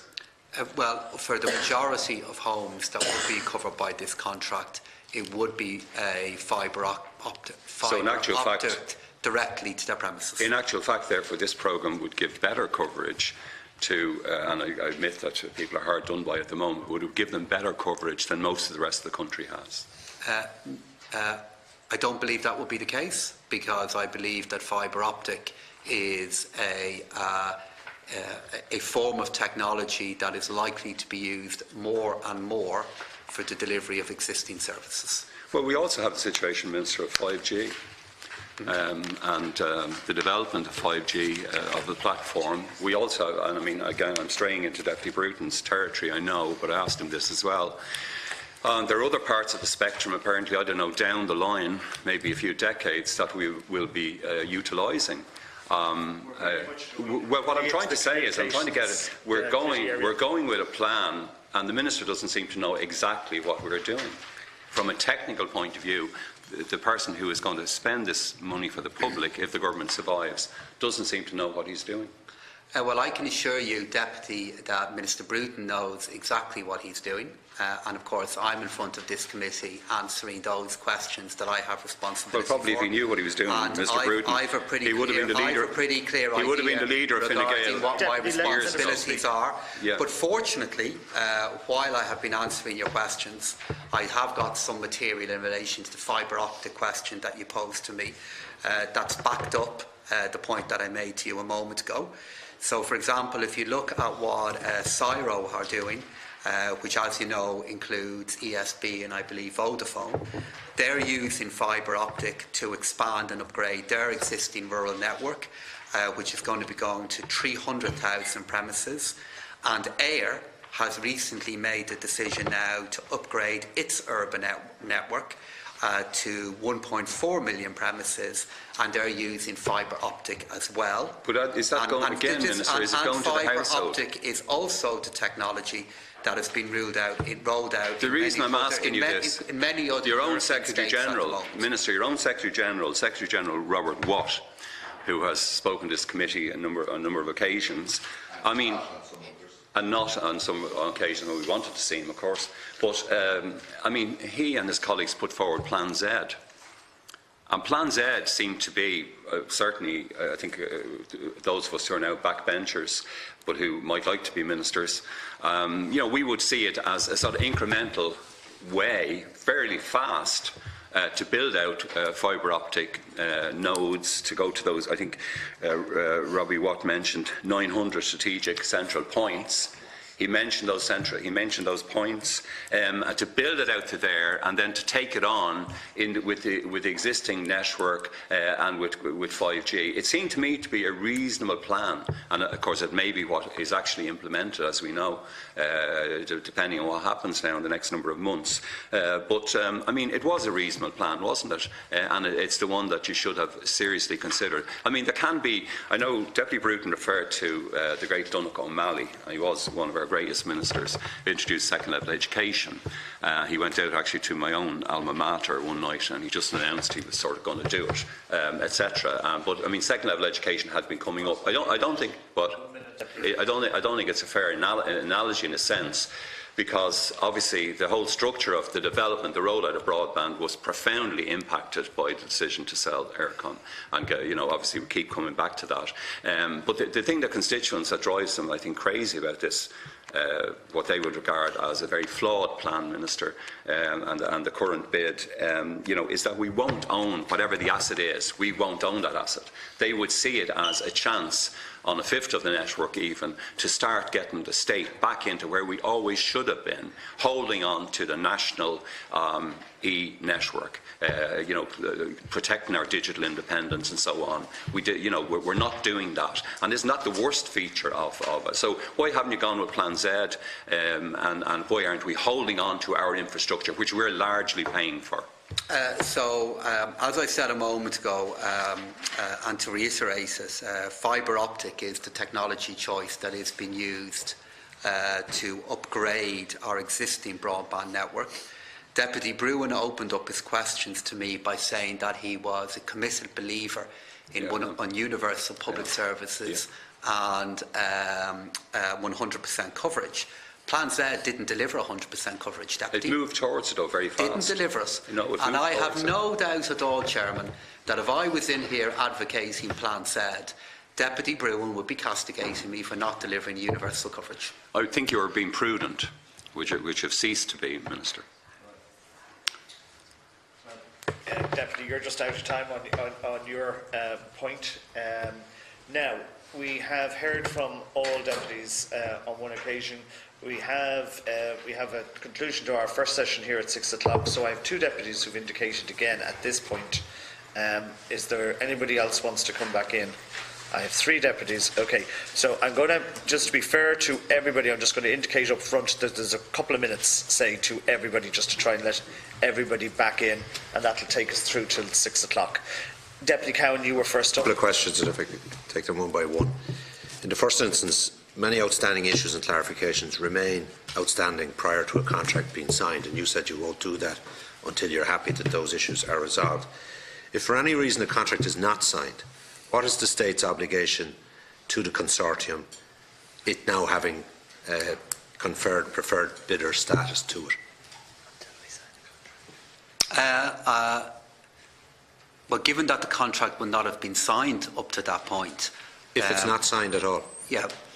If there's no contract? So I will give you my view on it, but of course Minister Bruton is the person who's best placed to definitively answer it, which is that I would imagine that while they are preferred bidder, we don't have any significant commitments to them until the contract is signed.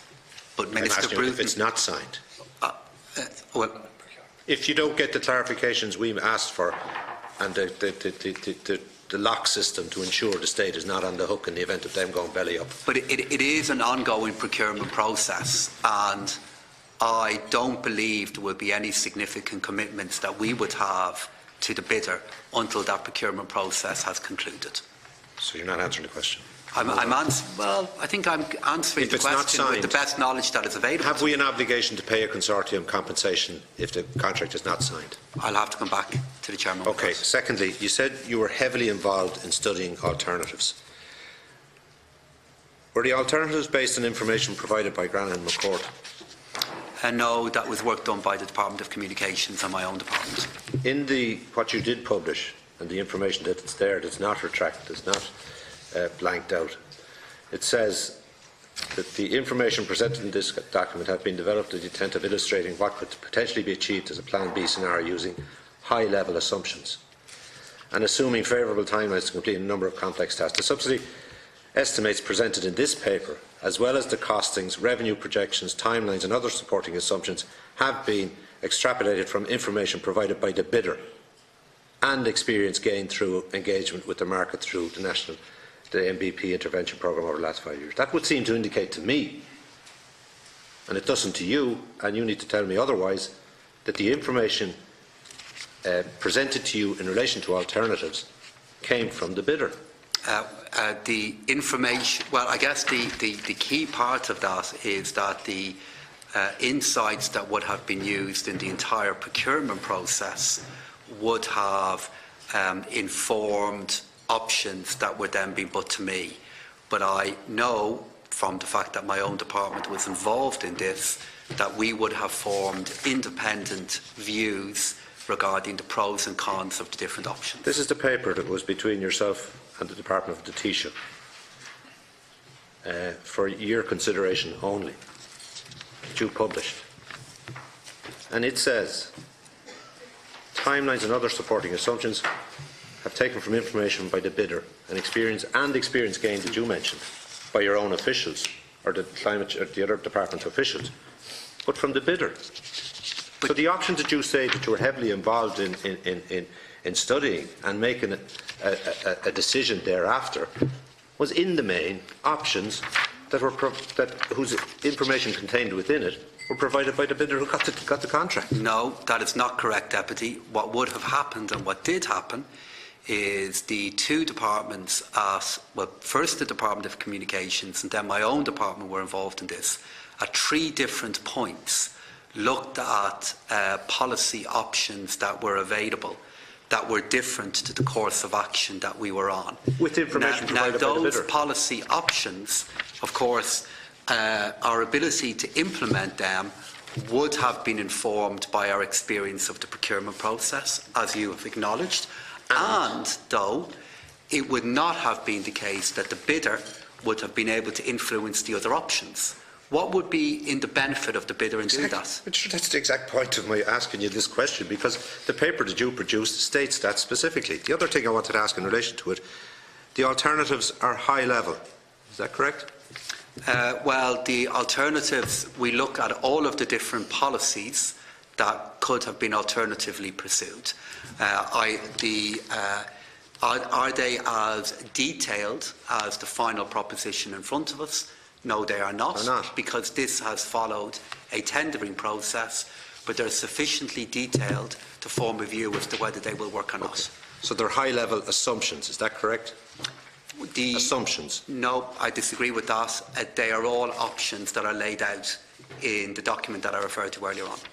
They're referred to in this document as high-level assumptions. Well, I guess the answer to that is if you have a look at the document that we did publish, that goes through the different alternative options that are there, I don't think you could describe those options as being high-level. We go through the different options that were open to the government, including using ESB, including purchasing other companies, and on the basis of that, an evaluation has been made. Taoiseach is anxious, as are members of your government. For us, I'm going to. I've only 2 minutes. 2 minutes then, okay, because I want to let your colleague, I want to let Deputy Lahart in. Of course, and he'll defer if he needs to. But look, the Taoiseach has said that we need to study this in great detail in order for us to come to the same conclusion that he and you did, if that's what we do. And in order to do that, we would need the exact information that was available to you in relation to the alternative options. Isn't that correct? Well, Deputy... And you said earlier you published this document. You did publish it, and the alternative options and the costs associated with it. Sure, I'm no wiser. Look at it. How can I be expected to come to a conclusion that might be similar to yours when I don't have the information that was available to you? But you were basing yours on assumptions that was provided by the man who ended up with the job. Which I categorically reject. The idea that a government or a government department would allow alternative options to be generated by somebody who is involved in the bidding process is wrong. As you said yourself, why would that be in the interest of the other person? And why would we have an entire government department who's been overseeing this process, who is the Department of Communications, that would require a bidder to generate different options? So we need to be very, very clear on that. And in relation to the point that you put to me, if there is any information, Deputy, that is lacking for you to decide whether alternative options are needed, if you want to indicate what that is, I'm sure the Department of Communications would share it with you. But there is a caveat, which is there is some information that is contained in the document that has been redacted because it's commercially sensitive. You know yourself, Deputy, that information is shared with government departments, with local authorities, and it's not appropriate to make that information public, whether it's one bidder or not. Deputy Lahart. Deputy Lahart. Well, I'll give him 30 seconds of mine if I can. But you're going to be out of time because we're over. And then Deputy Burton. Was one of the options a state agency? And yes. And are you worried about the EU rules in relation to the provision of a state agency carrying out the work that this plan aspires to achieve? It certainly is a consideration in relation to the state aid rules. And what is the situation in Croatia then? But the other, when I said it was a consideration, I get the other... Why is sorry, Croatia? Deputy, if you allow me to answer the question, the other factors that were preeminent for me, rather than the compatibility with the state body and EU rules, is number one, we would have to go through an entire procurement process all over again and recommence all of this. And number two, the very kind of cost issues that we're now debating now, we will be debating again in the context of a state agency. Have you studied the Croatian model? Are you aware of the Croatian model? I'm not aware of the Croatian model. You're not aware of a state agency that did this? I can certainly make myself aware of it. Deputy but I know, and I'm sure the Department of Communications would be. It's disappointing to hear that you're not aware of a situation within the EU where Deputy Lahart, thank you. So just briefly, I mean, I want to come back to the budgetary oversight competency interest here. So Robert Watt had essentially a Sir Humphrey Appleby moment with his minister. And I'm just interested in, when you went to the Taoiseach then and said, look, you know, this is my decision. The Secretary General has raised some issues. Secretary General, my department has raised some issues, and I presume the Taoiseach would have reviewed it and said, well, look, can you summarise what they are? And I mean, even if you were to mention 3 or 4 of them, just the affordability of it, Taoiseach, the risks for the state, Taoiseach, and the risk to the perception of our economic competence. Just 2 questions to you. Has your Secretary-General come round to your viewpoint on this, and is he ad idem with you? Are you on the same page now with the decision that you have made?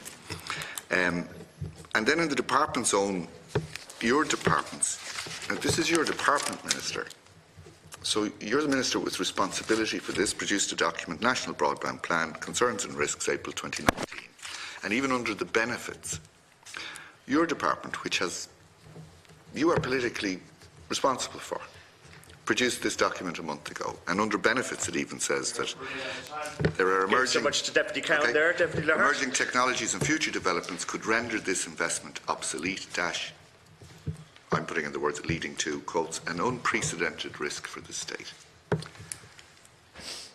I'm just interested, again from the budgetary oversight point of view, this is our responsibility, what led you to overrule the overwhelming weight of advice being given by, I presume, officials who are side by side with you today? You're out of time. Thanks, Chair.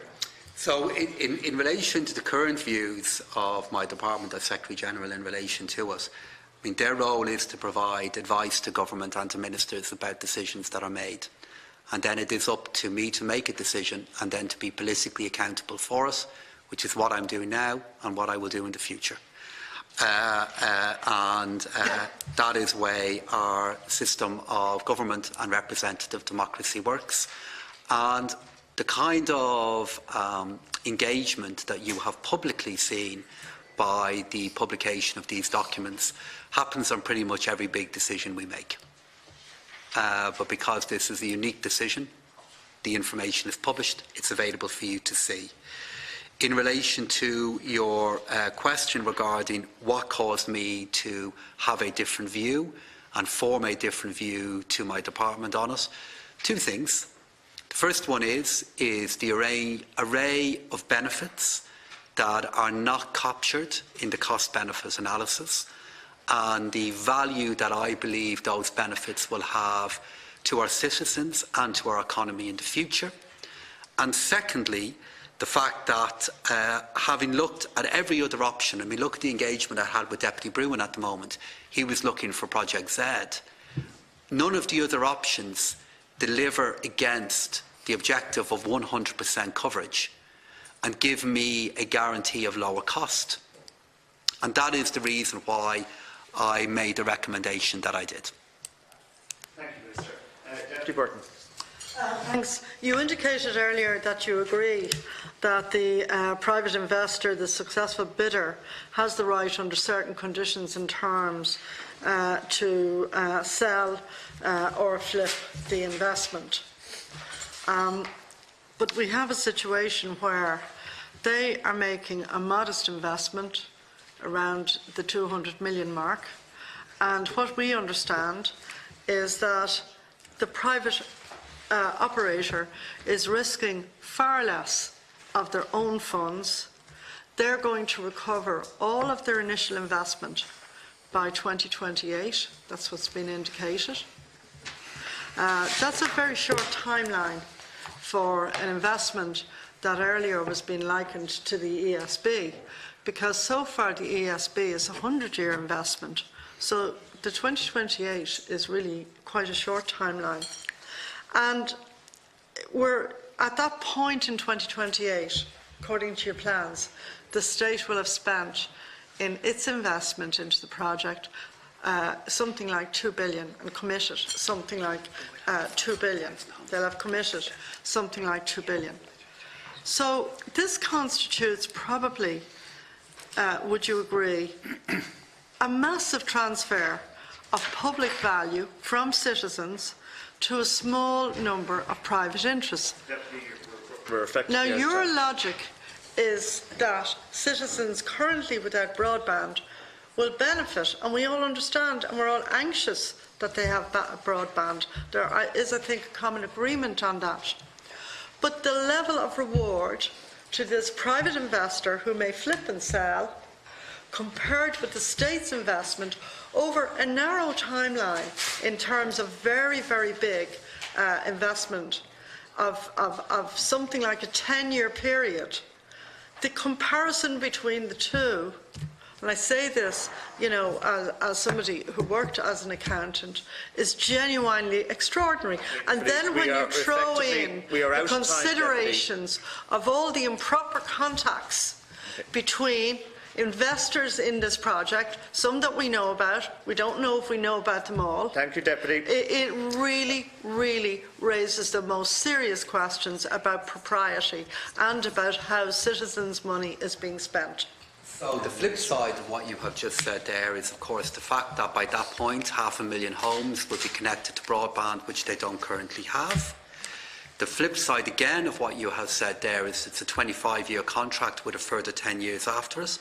So the majority of the money that you're referring to there will be used to pay for the entirety of that contract and the availability of a service for 10 years after that period. So the payment that you are referring to, where I agree with you on, is that of course it is a very significant amount of money, which is why these questions are being raised, in return for which over 500,000 premises will get broadband, and I don't believe they'll otherwise get it without a project like this. So that's the other side of the assertion that you have made. As for whether improper conduct happened, number one, this was reviewed independently by Mr. Peter Smith, who published a report in relation to us. If you decide that you can't accept that, Deputy Burton, that is of course your right. But the matter was looked into by him. The department were involved in this, and the conclusion was reached that I accept that no improper conduct happened across that period, and Minister Naughton resigned. I don't believe he's adequately independent. Deputy, do you believe that? Sorry, Deputy, I'm drawing us to a conclusion because we had agreed on a timeline. The Minister made himself available to us at a very early date and came back to us very quickly. I'd like to thank you, Minister, for attending here today with your officials. We very much appreciate the exchange of information and views which we've been able to engage with you on. I am now going to suspend our meeting to go in to private session. So thank you very much again. Thank you, Chairman. Thank you, Deputy.